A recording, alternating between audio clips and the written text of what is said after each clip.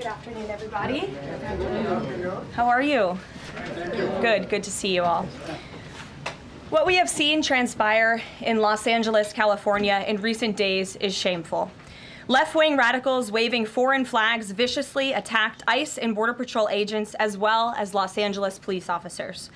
These criminals injured police, threw rocks at police cars and officers, burned vehicles, shut down freeways, and lobbed Molotov cocktails, all because the Trump administration was removing violent criminal illegal aliens from the city. These attacks were aimed not just at law enforcement, but at American culture and society itself.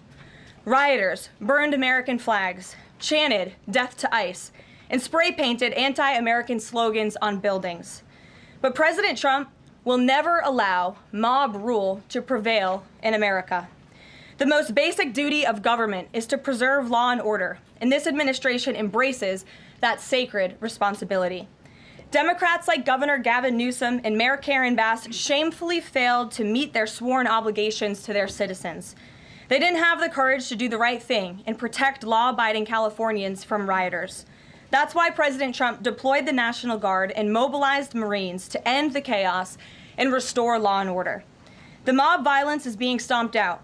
The criminals responsible will be swiftly brought to justice, and the Trump administration's operations to arrest illegal aliens are continuing unabated. When the initial immigration enforcement actions took place on June 6th, Mayor Bass took to social media to say she was deeply angered by what has taken place.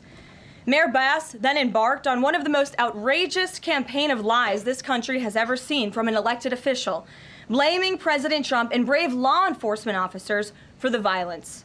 She accused heroic American immigration and customs enforcement officers targeting illegal alien murderers, rapists, and pedophiles of, quote, sowing terror in communities and disrupting basic principles of safety in our city. Around the same time, Governor Newsom claimed that immigration enforcement actions were causing chaos. That's how radical Democrats have become. Their opposition to President Trump has forced them to side with illegal alien criminals in their communities and violent rioters and looters over law enforcement officers who are just doing their jobs. Mayor Bass and Governor Newsom fanned the flames and demonized our brave ICE officers. Instead of defending their city and their state, Karen Bass and Gavin Newsom claimed that in order for the riots and the violence to stop, ICE needed to leave and immigration raids must end. In other words, the position of the Democrat Party is that the federal government is not allowed to enforce our laws and to arrest and deport illegal alien criminals. They're attempting to use a violent mob as a weapon against their own constituents to prevent the enforcement of immigration law. This is deeply un-American and morally reprehensible. President Trump received a clear mandate from voters to reverse the illegal invasion ushered in by Joe Biden's open border and to end the lawlessness represented by Karen Bass and Gavin Newsom's California. President Trump promised to carry out the largest mass deportation campaign in American history, and left-wing riots will not deter him in that effort. Sanctuary cities and states will no longer be allowed to shield illegal criminals from deportation. Just take a look at some of the illegal monsters who were taken off the streets in Los Angeles in recent days. A Vietnamese national, a known gang member with a conviction for second-degree murder. A Mexican national with convictions for child molestation who was armed with a dangerous weapon and had previous arrests for robbery and domestic violence. A Filipino national with convictions of rape, assault, burglary, and theft. A Mexican national convicted of statutory rape, narcotics violations, and hit and run. A Nicaraguan national with convictions for domestic violence and hit and run, and a previous arrest for willful cruelty to a child. And an illegal alien from Mexico who was arrested after allegedly throwing a Molotov cocktail at law enforcement officers during the Paramount riots on Saturday. He is now being charged with attempted murder. Law-abiding American citizens do not want these public safety threats living in their communities, no matter what Democrats like Karen Bass and Gavin Newsom may claim. And let this be an unequivocal message to left-wing radicals in other parts of the country who are thinking about copycatting the violence in an effort to stop this administration's mass deportation efforts. You will not succeed. Any lawlessness will only strengthen this president's resolve to defend the majority of Americans who want to live their lives peacefully, free from the fear of violent, criminal, illegal aliens. As President Trump said, order will be maintained and illegal aliens will be expelled from our country. In economic news, the latest Consumer Price Index inflation report came in today below expectations again. Since President Trump took office, inflation has come in below economics expectations every single month. Core inflation held steady and remains at the lowest level since March of 2021. Wage growth remains strong. The average private sector worker is on track to see their real earnings increase by around $1,200 adjusted for inflation. And prices continue to fall for everyday Americans. Energy prices fell from April to May. Gasoline has fallen each month since President Trump took office, down 12% over the past year. And prices for meat, poultry, eggs, and fish are all down from April to May as well. Under President Trump's strong leadership, America is beating Joe Biden's record-high inflation crisis. And once the One Big Beautiful Bill passes, our economy will boom like never before. This bill is the largest tax cut for middle-class Americans in history. The One Big Beautiful Bill gives a 15% tax cut to working Americans and families. We'll see increased take-home pay of $10,000 per year. The One Big Beautiful Bill expands the child tax credit to $2,500 for more than 40 million American families with children. And the One Big Beautiful Bill cuts taxes for overtime workers, saving them nearly $2,000 per year, and ends taxes on tips, saving tipped workers nearly $2,000 per year as well. All of these provisions are broadly popular with an overwhelming support from the American people. We need Republicans in Congress to finish the job and send the One Big Beautiful Bill back to President Trump's desk for his signature as soon as possible.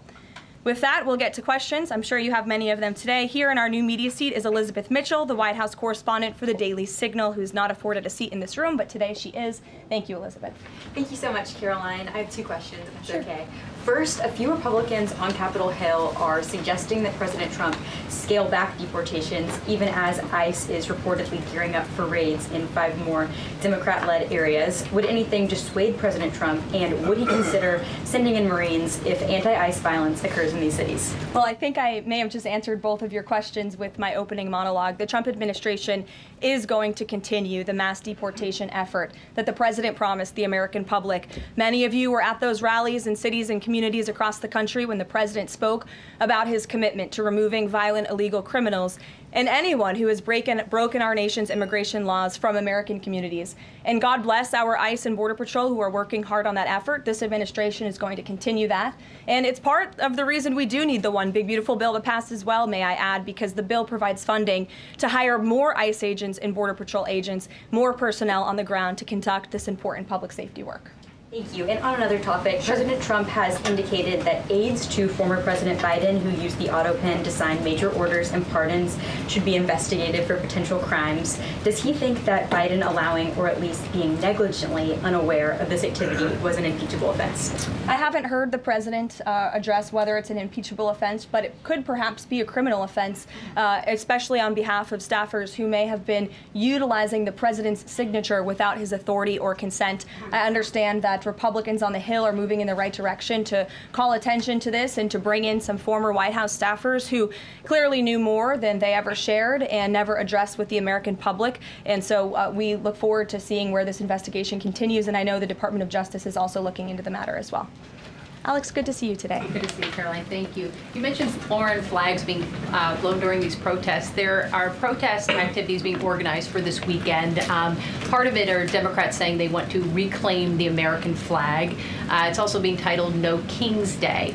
Does the president see himself as a king, and does the White House expect to see American flags being flown during these protests this weekend? The president views himself as the president of the United States of America. This is a constitutional republic, and we want to see all of our citizens be proud of the country in which they are given the privilege and the blessing to live. And I think that those images of foreign flags being waved with, by illegal criminals and by violent rioters in the face of cars blowing up and of flames in the city. I have photos of that here to show you.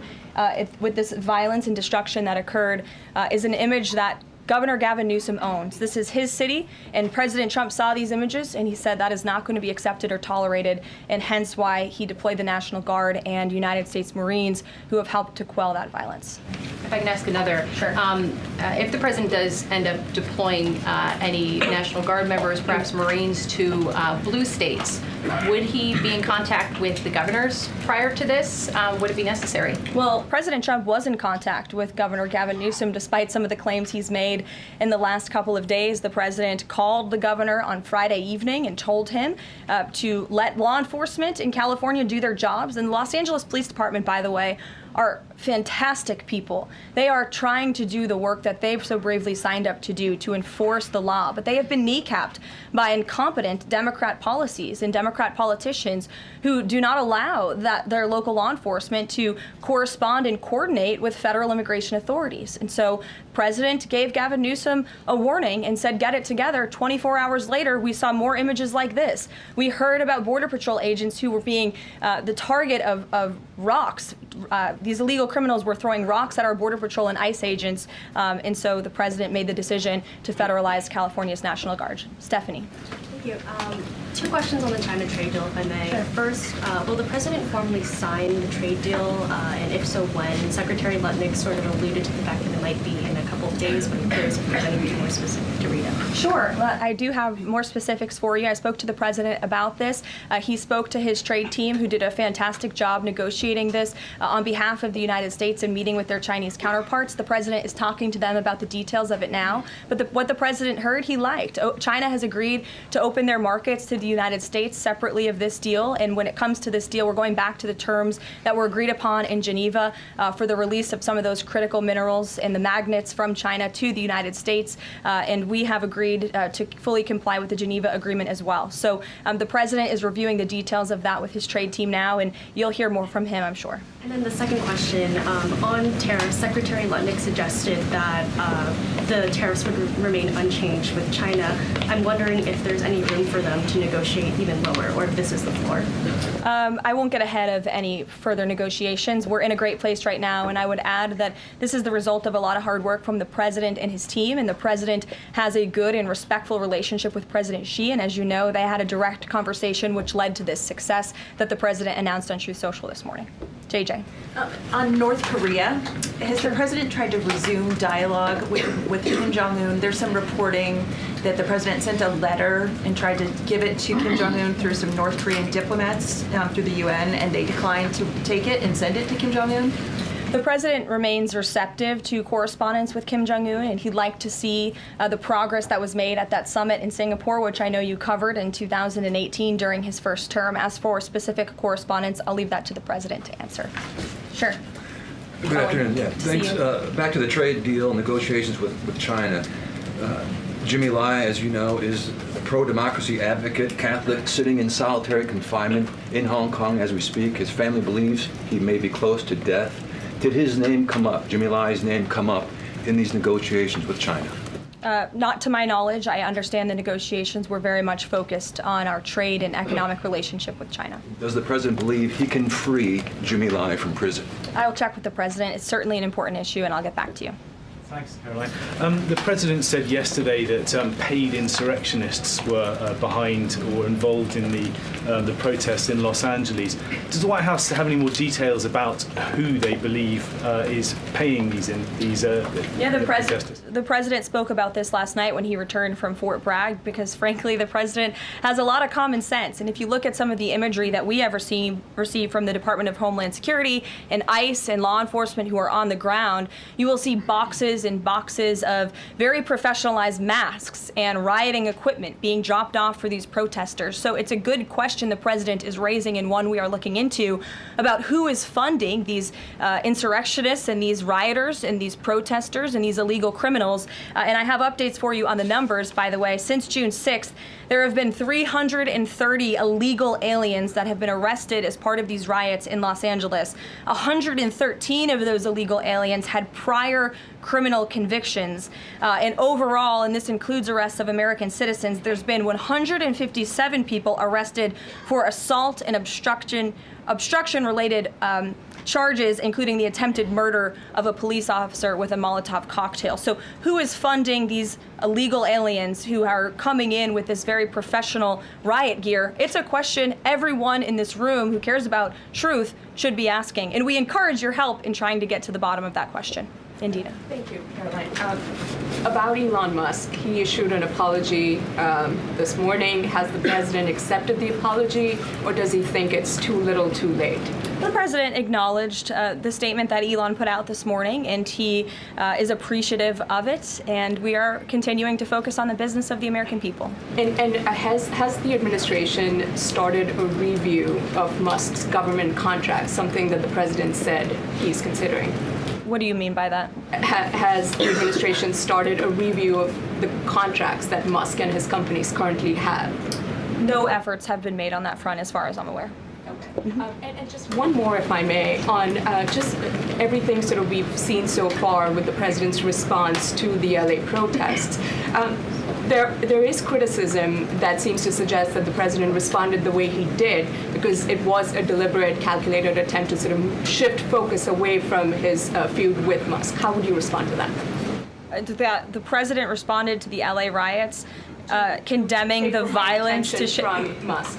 That's an incredibly disingenuous attack. The president saw images of Border Patrol and ICE agents being hailed with rocks and Molotov cocktails. He saw vehicles being burned to the ground with illegal aliens flying foreign flags, and that's what prompted the president to have this response that has clearly worked, because last night in Los Angeles, you didn't see many of those images. And I would add the governor and the mayor need to actually do more. I know Gavin Newsom had a big address to the nation last night. I guess he thought that's what it was for maybe his future political ambitions, but he spoke a lot of words. We haven't seen action. California has been a mess for years because of the incompetence of Gavin Newsom, so the president was responding to that only. Caitlin. Caroline, two questions for you. Sure. Over the weekend, Secretary Noem sent a memo to the Pentagon asking Secretary Hegseth to have and direct the military that's on the ground in LA to arrest and detain what she said were lawbreakers.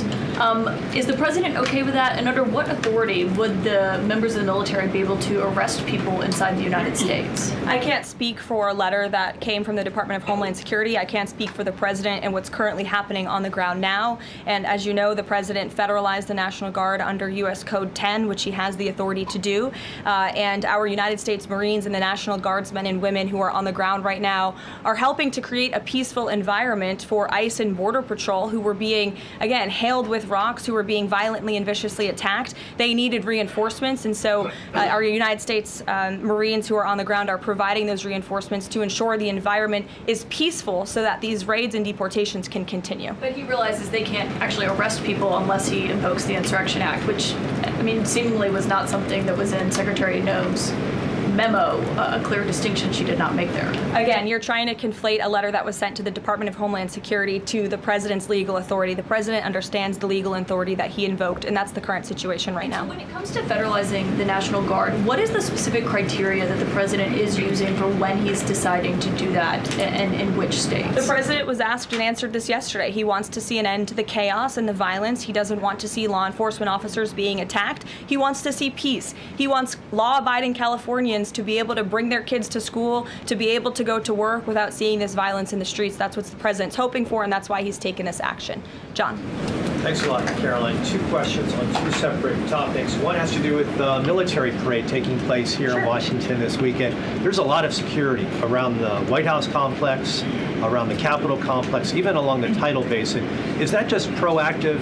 Are you expecting anything in particular in terms of unrest like we've seen in Los Angeles? These are proactive security measures to protect those marching in the parade, many of whom will be veterans and our brave men and women in uniform and Gold Star families. There's going to be military families from around the country who are flying into this parade. And of course, it's to protect the spectators who will be enjoying this incredibly patriotic show on Saturday, and I hope you'll all join us there. And then secondly, Secretary Pete Hegseth testified on the Senate side of the Capitol today, Yes. And he was asked about America's, the administration's view of Vladimir Putin's intentions, and specifically it was asked whether or not his intentions go beyond, his territorial ambitions go beyond Ukraine. When that question was posed to the chairman of the Joint Chiefs of Staff, General Kane replied that he does believe that his territorial ambitions go beyond Ukraine, but Secretary Hegseth says it's not clear at this point. How does the president view this issue? The president has spoken on this. He said, as he calls it, he believes Ukraine was always the apple of Putin's eye. And he made it very clear to Putin in his first term not to invade Ukraine. Putin didn't invade Ukraine because of President Trump's peace through strength foreign policy agenda and the effective deterrence policies that he implemented in the first term. Unfortunately, because of the weakness and incompetence of the previous administration, Vladimir Putin made the decision to invade Ukraine. And now we have this brutal war, which the president is working very hard to end. Jasmine. Thanks so much, Caroline.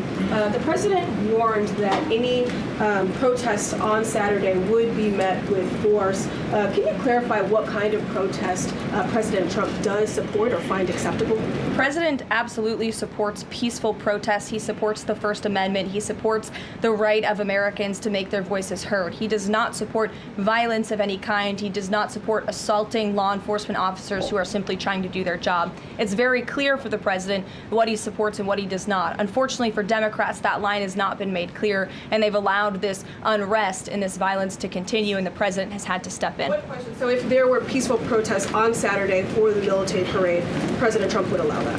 Of course the president supports peaceful protests. What a stupid question. Raquel. Thank you so much, Caroline. Raquel, and then I can go to you, Francis. Go. Thank you so much, Caroline. I have two questions. One about Israel. Yesterday, the U.S. ambassador to Israel said the U.S. no longer is pursuing the goal of an independent Palestinian state. Can you confirm that the president is no longer supporting a two-state solution?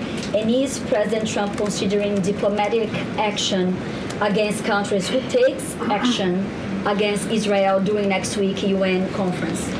Right now, the president views the situation in Israel and Gaza as deeply unfortunate and needing to end. And the president is realistic about the current state of affairs in this region of the world. And that's why the president has said the number one focus and priority of the administration is to release all of the hostages from Gaza and to end this conflict as soon as possible. The administration is still pushing very hard for the release of all the hostages.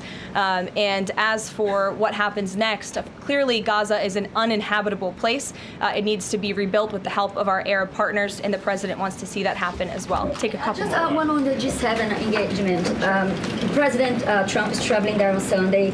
Other presidents beyond the G7 leaders are also going. President Lula from Brazil, President Sheinbaum from Mexico, and President Zelensky from Ukraine are also going. Do you have confirmation if President Trump is meeting any other leaders on the sideline of the G7? Yes. To know about the Lula engagement. I can confirm there will be quite a few bilateral meetings between the president and other foreign leaders. The White House is still working very hard to finalize that schedule, and we will provide that for you as soon as we have it. Great. Thanks, Caroline. Just back to the China trade deal, can you talk about the status of the export controls that the U.S. imposed? Are those no longer being imposed? We are fully complying with the Geneva Agreement. Go ahead. Sure. Thanks, Caroline. One foreign question for you and one domestic. The foreign, the president, of course, has said he would lift sanctions on Syria. Is there an executive order coming along soon to go do that? And is the president planning to try to get involved in any kind of a peace agreement between Israel and Syria that would disengage those two? To the best of my knowledge, the Treasury Department took action after the president made that announcement in Saudi Arabia. Okay. And then on the domestic side, you were just asked about the First Amendment rights issues. In the president's comments yesterday, though, he just said protesters would be strongly dealt with.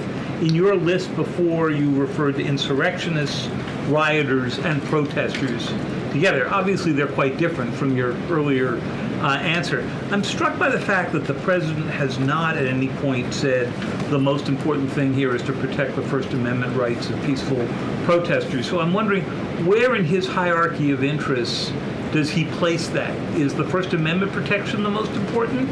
Is stopping violence most important? Why is he not out saying all peaceful protesters will be protected? I think two things can be important at the same time. And the president, as I just answered, supports the right of Americans to peacefully protest. He supports the First Amendment. But that is not the majority of the behavior that we have seen taking place in Los Angeles. We have seen mobs of violent rioters and agitators assaulting law enforcement officers, assaulting our federal immigration authorities. And we have seen, as I said, this goes back to what this administration is trying to do and accomplish, and that's enforcing law and order in our nation's communities. And it's removing public safety threats from communities in Los Angeles. You're saying the majority have not been peaceful, the majority have been violent. I just read for you the arrest numbers. We've arrested nearly 400 illegal aliens alone, just illegal aliens who have been arrested in these riots since June 6th, since they began. Thousands of people on the streets. Yeah, and we've had hundreds of people who have assaulted law enforcement officers. Are you saying that that's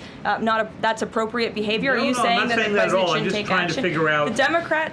The Democrat governor and the Democrat mayor of Los Angeles have failed their citizens. And the majority of Americans, the majority of Californians do not want to see law enforcement officers being assaulted in the streets. And thankfully, the president took action and stepped in to protect our federal law enforcement agents, to protect federal buildings, to protect the federal mission of deporting illegal criminals off of our streets. And that mission will continue every day as far as we're concerned. Thank you, guys.